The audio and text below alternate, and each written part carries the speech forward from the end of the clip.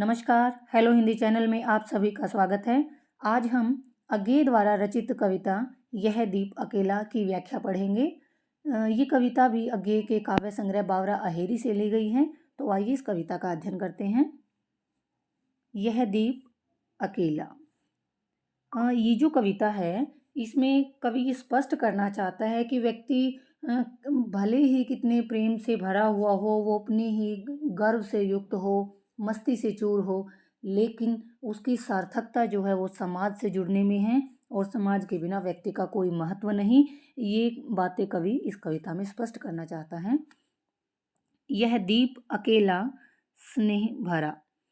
कवि कहता है कि यह जो दीपक है वो स्नेह भरा, स्नेह रूपी तेल से भरा हुआ है, अकेला है गर्व भरा, गर्व से युक्त है, अभिमानी है, मदमाता और अपनी ही मस्ती में चूर है। पर लेकिन इसको भी पंक्ति को दे दो कि इसको भी तुम पंक्ति को दान मतलब पंक्ति दियो की पंक्ति में रख दो। कवि कहता है कि ये जो दीपक है वो अकेला है, प्रेम रूपी तेल से वो भरा हुआ है, गर्व से युक्त है और अपनी मस्ती में चूर है। उसके बावजूद भी तुम इस दीपक को अन्य दियों की भांति पंक्ति में ही रख दो, क्योंकि मैंने आपको बताया एक प्रतीकात्मक कविता है। यहाँ पर दीपक जो है वो व्यक्ति का प्रतीक है और पंक्ति जो है वो समाज का प्रतीक है। इसको भी पंक्ति में दे दो का अर्थ ये कहेंगे हम कि इस व्यक्ति को भी समाज में स्थान दे दो। यह जन है गाता गीत जिन्हें फिर और कौन गाएगा। अब कवि कहता है कि ये वो दीपक ये एक ऐसा व्यक्ति है कि जैसे गीत ये गाता है, जैसे गीत ये गा रहा है, इस तरह के गीत इसके अलावा और फिर कौन ऐसा कुशल है जो ऐसे गीत गा पाएगा। पनडुब्बा होता गोताखोर कि ये एक ऐसा गोताखोर है, ये मोती सच्चे फिर और कौन कृति लाएगा। कि जिस तरह के मोती, सच्चे मोती यानी विचार रूपी मोती जैसे ये ला सकता है, ऐसे मोती और कोई नहीं ला पाएगा। यह समिधा कि ये एक ऐसी हवन की लकड़ी है, ऐसी आग हठीला बिरला ही सुलगाएगा। कि जैसे ये हठपूर्वक जलती है, हठपूर्वक अपने आप को जलाती है, अर्थात पूरी तरह अपने को जलाती है। कवि ये कहना चाहता है कि समाज के लिए वो सर्वस्व अपना त्याग करने के लिए तैयार रहता है और ऐसी भावना और किसके अंदर होगी, ऐसे क्रांतिकारी विचार इसके अतिरिक्त और कौन सुलगा पाएगा। यह अद्वितीय। कवि कहता है कि यह अद्वितीय है, अद्भुत है, सर्वश्रेष्ठ है। यह मेरा और यह मैं ही हूँ, ये मेरा ही व्यक्तित्व है। यह मैं स्वयं विसर्जित और जिसे यानी मैं स्वयं को विसर्जित समाज को समर्पित कर देना चाहता हूँ। यह दीप अकेला स्नेह भरा है, गर्व भरा, मदमाता, पर इसको भी पंक्ति को दे दो।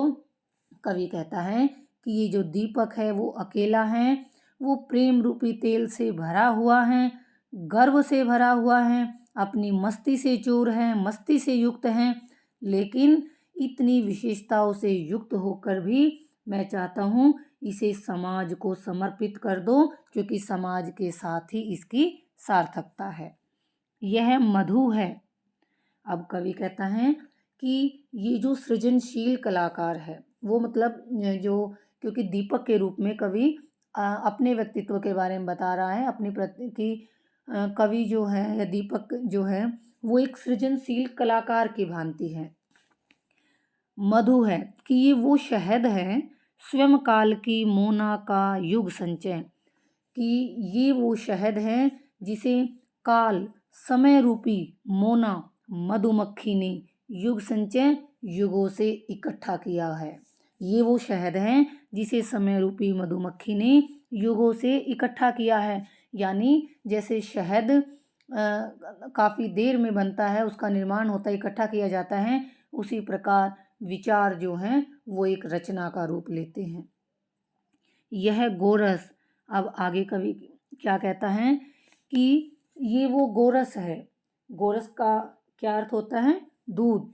कि ये वो हम कहाँ गई पंक्ति, यह गोरस जीवन कामधेनु का अमृत पोत। अब कवि कहता है कि ये कामधेनु जो जीवन रूपी कामधेनु, जीवन कामधेनु जो जीवन रूपी कामधेनु है, अमृत उसके अमृत के समान, पूत पवित्र, पे दूध, गोरस मक्खन। हम कहेंगे कि यह जीवन रूपी जो कामधेनु है उसके अमृत के समान पवित्र दूध से बना हुआ गोरस है, मक्खन है।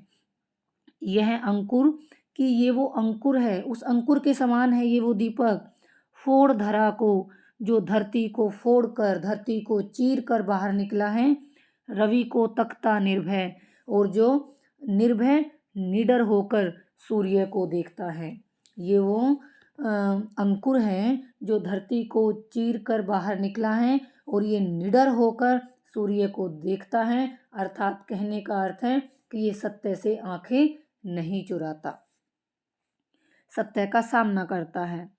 यह प्रकृत स्वयंभू ब्रह्म अयुत। अब आगे कवि क्या कहता है कि यह प्रकृत है, कुदरती है, स्वयंभू यह अपने आप से जन्मा है, ब्रह्म यह ब्रह्म है, ब्रह्म का स्वरूप है, अयुत और यह असंबद्ध है, इसका संबंध नहीं है, किसी से अलग है, बिल्कुल स्वतंत्र है। क्या विशेषता है उसकी बताई, कवि कहता है कि यह प्रकृत है, प्रकृति से उत्पन्न हुआ है, स्वयंभू है, अपने आप इसका निर्माण हुआ है, ये ब्रह्म है और ये असंबद्ध है।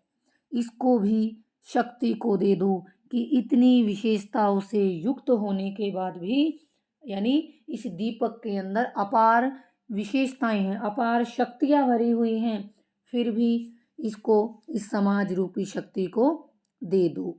यह दीप, ये जो दीपक है अकेला, वो अकेला है, स्नेह भरा, स्नेह रूपी तेल से भरा हुआ है, गर्व भरा, अभिमानी है, मदमाता और मस्ती से युक्त है, पर इसको भी पंक्ति को दे दो, लेकिन फिर भी इस दीपक को अन्य दीपकों की भांति पंक्ति में ही रख दो, अर्थात इसको भी समाज के साथ जोड़ दो। यह वह विश्वास नहीं जो अपनी लघुता में भी कापा। कवि कहता है कि यह वो विश्वास है, ये उस अटल विश्वास का प्रतीक है, लघुता, जो लघु होते हुए भी, छोटा होते हुए भी कभी भी नहीं कापा, यानी कभी घबराया नहीं, अडिग रहा, विचलित नहीं हुआ। वह पीड़ा जिसकी गहराई को स्वयं उसी ने नापा, कि ये जो दीपक है ये उस पीड़ा को सहन करता है जिसकी गहराई को स्वयं ये ही जानता है, उस गहराई का अंदाजा स्वयं ये ही लगा सकता है। कुत्सा, अपमान, अवज्ञा के धुंधवाते कड़वे तम में।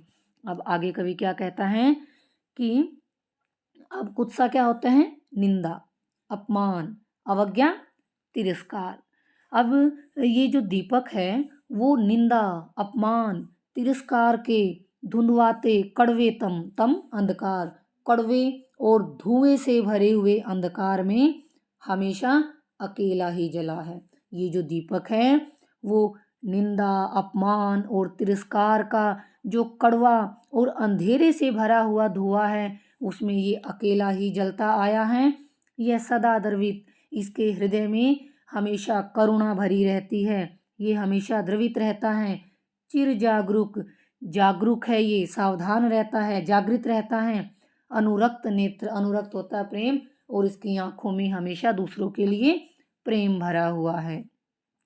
उलंब बाहु में चिर अखंड अपनापा, उलंब बाहु, और ये अपनी बाजुओं को ऊपर की ओर उठाकर, चिर हमेशा, अखंड रहने वाला, अपनापा अपनापन, कि ये अपनी बाजुओं को ऊपर की ओर उठाकर अपनेपन का, यानी सारे विश्वास को अपनाने का प्रयत्न करता है, यानी आगे बढ़कर वो सबकी सहायता करता है।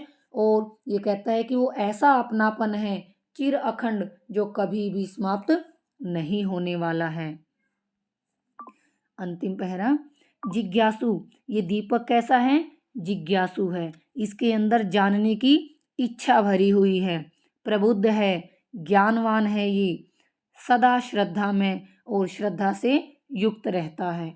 इसको भी शक्ति को दे दो कि ये इतना अद्वितीय दीपक है कि जिसके अंदर जानने की इच्छा है, ज्ञान से युक्त है, श्रद्धा से भरा हुआ है, फिर भी इस अद्वितीय दीपक को शक्ति को अर्पित कर दो, समाज रूपी शक्ति को दे दो। यह दीप अकेला, ये जो दीपक है वो अकेला है, स्नेह भरा, प्रेम से भरा हुआ है, गर्व भरा, अभिमान से भरा हुआ है, मदमाता मस्ती से भरा हुआ है, मस्ती से युक्त है। इसको भी पंक्ति को दे दो, इसको भी पंक्तियों में अन्य दीपकों की भांति पंक्ति में रख दो, यानी समाज को अर्पित कर दो। पंक्ति यहाँ पर समाज का प्रतीक है, यानी कवि इस कविता में ये कहना चाहता है कि जो प्रतिभा से युक्त व्यक्ति है, जो सृजनशील है, एक नया निर्माण करने वाला है, वो चाहे विपरीत परिस्थितियाँ हों तो भी हमेशा वो जन सामान्य के लिए सुखों की कामना करता है। और व्यक्ति समाज से कटकर चाहे कितनी ही विशेषताओं से युक्त हो, वो समाज से अलग होकर नहीं रह सकता। इसीलिए कवि व्यक्ति को समाज से जोड़ने का प्रयास करता है।